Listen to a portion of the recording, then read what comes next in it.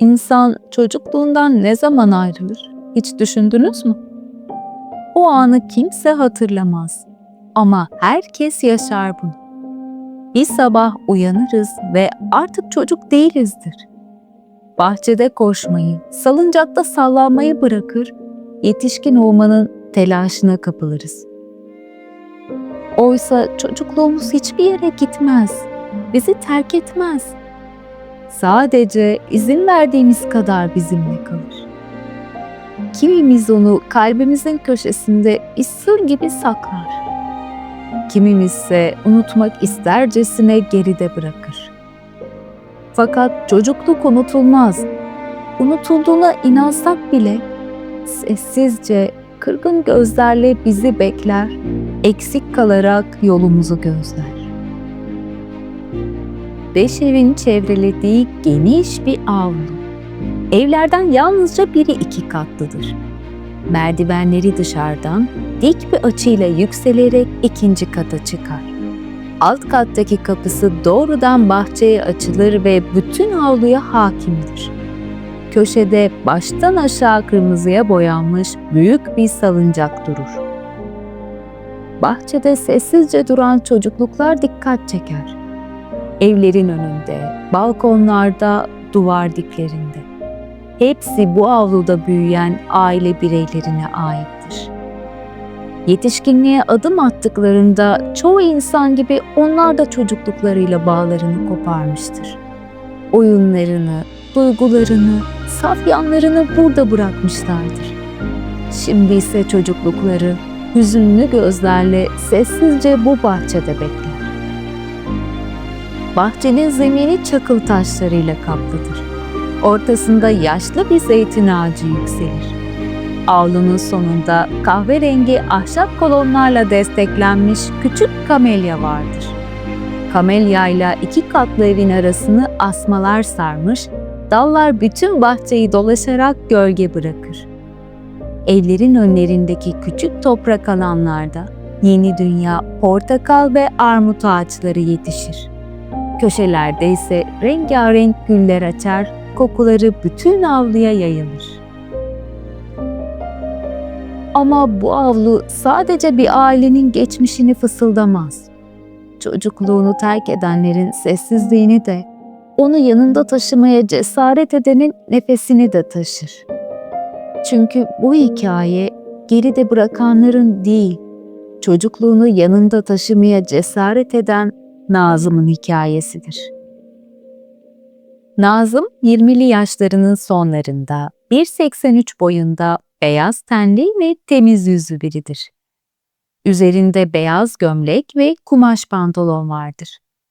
Gömleğin kollarını kıvırmış, masasının başında otururken geriye yaslanmıştır.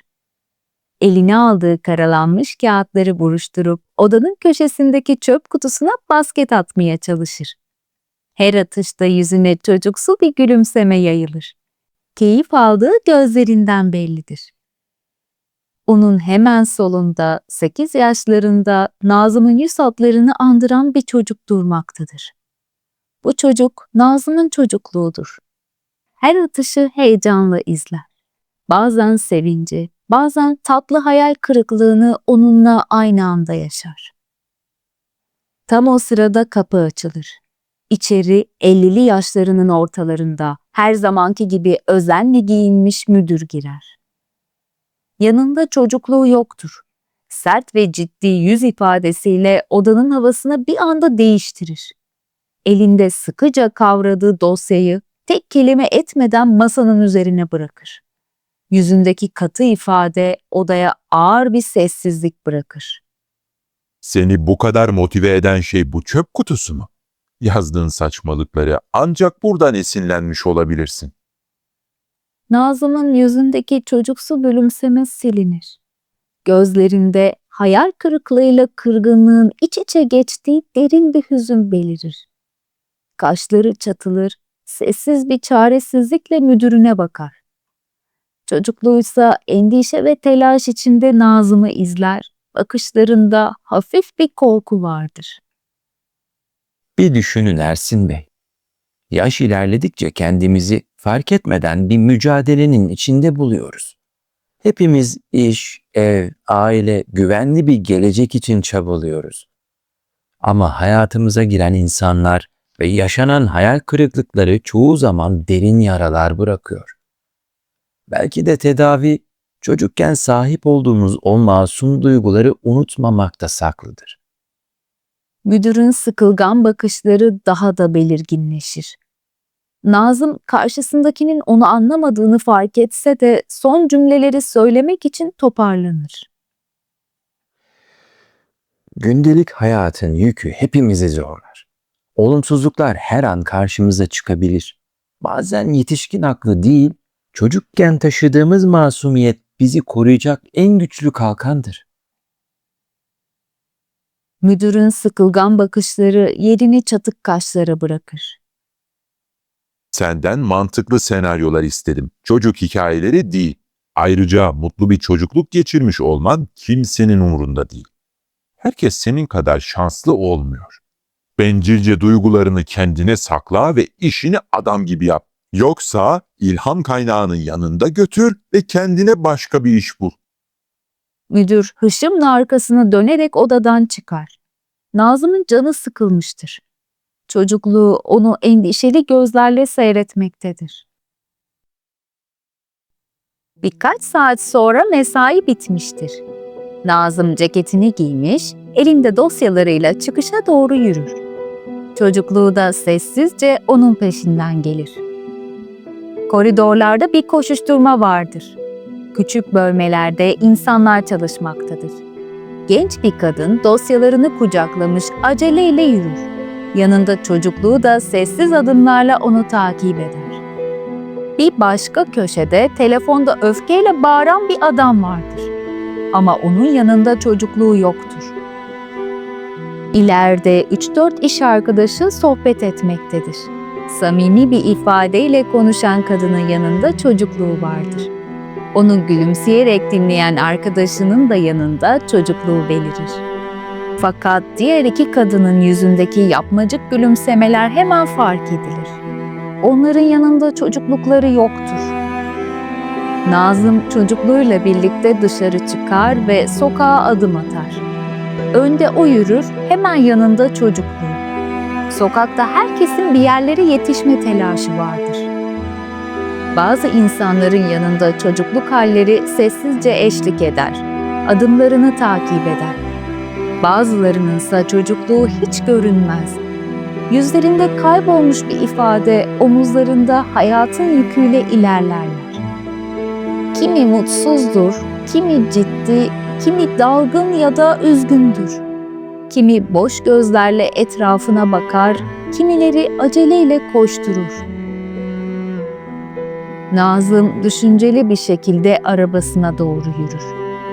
Çocukluğuysa bu kez şaşırtıcı biçimde ciddi bir ifade taşır. Yüzünde derin bir sessizlik vardır. Sanki kendi iç dünyasına çekilmiş gibidir. Nazım arabasının yanına gelir. Arka kapıyı açıp elindeki eşyaları içeri koyar. Çocukluğu çoktan arabaya binmiş, sanki hep oraya aitmiş gibi koltuğa yerleşmiş ve dışarıyı seyretmeye başlamıştır. Nazım kısa bir tereddüdün ardından şoför kapısını açar, direksiyonun başına geçer. Motor sesi kalabalığa karışır. Araba güneşin batmaya başladığı sokakta yavaşça ilerler. 28 yaşındaki Cansu, şatafatlı kıyafetleri ve abartılı makyajıyla dikkat çeker. Esmer tenli, pürüzsüz yüzlü genç kadın, sabırsız ve meraklı bakışlarla arabaların geldiği yöne bakar. Tavırlarından birini beklediği ve o kişinin geç kaldığı anlaşılır. Yanında çocukluğu yoktur. Nazım'ın arabası yaklaşır. Cansu gözlerini devirip memnuniyetsiz bir ifadeyle söylenerek arabaya biner. "Öf, madem bekletecektin neden aşağı inmemi söyledin o zaman?" Arkada küçük bir kaza olmuş. Yolu dolanmak zorunda kaldım. Kusura bakma. Cansu'nun yüzünde samimiyetsiz bir gülümseme belirir. Kendini sakinleştirmeye çalıştığı bellidir. Peki hayat, nasıl geçti günü? Müdür hikayemi beğenmedi. Cansu cevap vermez. Çantasından makyaj malzemelerini çıkarır, makyajını tazeler. Umursamaz bir tavırla konuşur. Çocuksu olduğunu söylemiştim sana. Üzülme, başka bir şey yazarsın. Nazım hayal kırıklığını bastırmaya çalışarak sessizliğe gömülür. Arka koltukta oturan çocukluğu ifadesiz bir ciddiyetle Cansu'ya bakmaktadır. Hadi geç kalmayalım. Nazım sessizce önüne döner. Dalgın bakışlarla ileriye bakarken yanındaki çocukluğu ona sorgulayan ve hüzün dolu gözlerle bakar. Nazım içindeki huzursuzluğu bastırarak aracı çalıştırır. Araç gün batımının turuncu ışıkları altında yavaşça uzaklaşır. Bazen bir şeylerin ters gittiğini hissederiz. Olmak istemediğimiz bir yerde, doğru olmadığını bildiğimiz insanların yanında olduğumuzu fark ederiz. Ama bizi rahatsız eden şeyi tamamlayamadığımız sürece hislerimizi de görmezden geliriz. Nazım arabasını şık bir restoranın önünde durdurur. Cansu inmeye hazırlanırken onun hareketsiz kaldığını fark eder. Ellerini direksiyona koymuş, gözlerini uzaklara dikmiş, sessizce oturmaktadır. Cansu onun baktığı yere bakar ama orada hiçbir şey göremez. Şaşkınlıkla tekrar Nazım'a döner. Nazım, inmiyor musun? Geç kalacağız. Sanırım kendimi daha iyi hissedebileceğim bir yerde olmalıyım. Ne saçmalıyorsun sen? Üzülme, başkasını bulursun. Cansu önce şaşırır, ardından küçümseyici bakışlarla ona döner. Tek kelime etmeden öfkeyle kapıyı çarparak restorana girer. Nazım'ın çocukluğu olanları gülümseyerek izler. Gözleri mutlulukla parlar. Nazım'sa düşünceli ve tedirgin bir ifadeyle arkasından bakar. Yüzünde pişmanlıkla karışık bir hüzün vardır. Derin bir nefes alır, toparlanır ve arabayı çalıştırıp uzaklaşır. Bir çocuk tüm masumiyetiyle sevdiği insanların onu önemsemesini, duygularına değer vermesini ister. Yaşadığı hayal kırıklığı bir yetişkininden çok daha derindir. Çünkü masumiyetini kaybettiği anda hayal kırıklıklarıyla yoluna devam etmek zorunda kalır. Ve işte o gün bir yetişkine dönüşür. Artık yetişkinliğin gölgesinde masumiyetini koruyarak yaşamak zorundadır. Hava kararmaya yaklaşır, güneşin son ışıkları bahçenin üzerine düşer ve yavaş yavaş çekilir. Salıncakta oturan Nadir, 75 yaşında, oval yüzlü, kısa kirli sakallı ve belirgin bıyıklı bir adamdır. Sağ elinde bastonu, başında kasketi, üzerinde açık mavi çizgili pijaması vardır. Dalgın bakışlarla bahçeye doğru dalar. Yanında onun çocukluk hali sessizce ayakta durur. Hemen solunda Raziye oturur. O da 75 yaşındadır. Başında papatya desenli entarisi, eşarbı arkadan bağlıdır. Sessizce eşinin yanında oturur. Yanı başındaysa onun çocukluğu, hüzünle bahçeyi seyreder. Hikayenin başında gördüğümüz tüm çocukluk halleri yine bahçededir. Sessizce, usul usul beklerler. Bir süre sonra çakıl taşlarının üzerinde ilerleyen araba sesleri duyulur ve aniden kesilir. Nadir ve Raziye merakla ileriye bakarlar. Nazım arkasında çocukluğuyla birlikte bahçenin girişinde belirir. Yüzünde hüzünle karışık bir mutluluk vardır. Çocukluysa belirgin bir neşeyle ışıldamaktadır. Nadir ve Raziye torunlarını görür görmez yüzlerinde sıcak bir mutluluk belirir. Nazım bahçenin ortasında durur, etrafına bakar. Bahçeye dağılmış çocukluk halleri sanki sadece o anları görebiliyormuş gibi gülümseyerek karşılık verir. Kısa bir an duraksar, Sonra toparlanır ve hızlı adımlarla dedesiyle ninesine yaklaşır. Önce dedesinin, ardından ninesinin elini öper. Raziye onu kucaklar ve köşedeki sandalyeyi işaret ederek oturması için yer açar. Aç mısın oğlum? Değilim nene, sizi görmeye geldim. Bana bak, yarınki aile buluşmasına gelmemek için bahane arıyorsan kafanı kırarım. Yıllardır hepinizi bir araya toplamak için uğraşıyorum. Bahane kabul etmem, hakkımı da helal etmem. Herkes burada olacak. Bundan daha çok istediğim bir şey yok dedi. Nazım tekrar bahçeye döner, yüzünde hüzünle karışık huzurlu bir ifade vardır. Nadir ve Raziye torunlarının canının sıkkın olduğunu fark eder. Raziye eşine anlamlı bir bakış atar, başıyla işaret eder. Nadir ciddi ama şefkat dolu bir tavırla torununa döner. Ben yine de bir şeyler hazırlayayım oğlum. Raziye kalkar ve içeri girer. Nadir de torunu gibi bakışlarını bahçeye çevirir ve dalgın, hüzünlü bir gülümseme belirir yüzünde. İkisi de sessizce ortak bir geçmişe dalmış gibidir. Sanki hala bahçede koşuşturuyorsunuz. Gözümün önünden ayrılmıyorsunuz.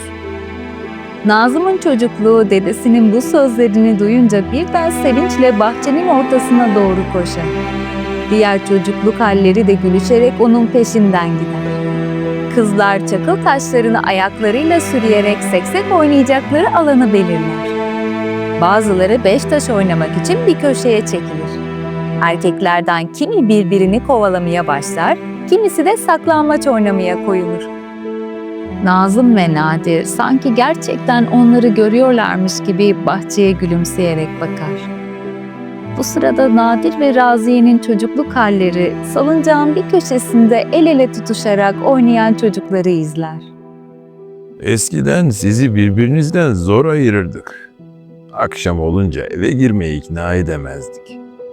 Şimdi de bir araya getirmek için yıllarca uğraşıyorsun dede. Kim üzdü torunumu? Söyle de bastonla ezeyim kafasını. Nazım dedesinin sözleriyle çocuk gibi gülümser. Ama olanları hatırlayınca yüzündeki gülümseme kaybolur, ifadesi yeniden hüzünlenir. Başını yere eğer. Müdür yazılarımı beğenmedi. Cansu da beni dinlemek istemedi. Samimi değildi.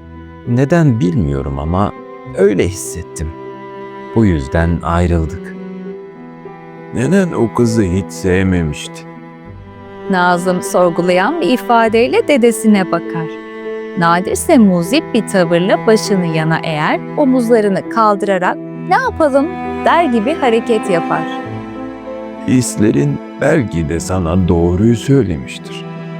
Nazım'ın çocukluğu dedesinin sözlerini duyunca oyunu bırakır, ona gülümseyerek bakar. Ardından mutlulukla tekrar oyununa döner. Ne yapmayı düşünüyorsun? Zeytin ağacına tırmanmayı. Nadir kaşlarını kaldırarak şaşkınlıkla ona bakar. Sonra asmanın korkuluklarına tutunup bahçeyi bir uçtan diğer uca gezmeyi. Yorulunca da armut ağacına çıkıp armutları koparıp seni beklemeyi. Sen gelince de kaçmayı. Nadir yüksek sesle güler. Dedesi güldükçe Nazım'ın da keyfi yerine gelir ve o da kahkahalara katılır. Ağacın üstünde yakaladığımda nasıl da korkup ağlamaya başlamıştınız. İkisi de kahkahalarla gülmeye devam ederken Nadir bir süre düşünceli görünür. Sonra toparlanarak torununun yüzüne gülümseyerek bakar. Zeytin ağacı demişken Musa amcanı hatırlarsın değil mi?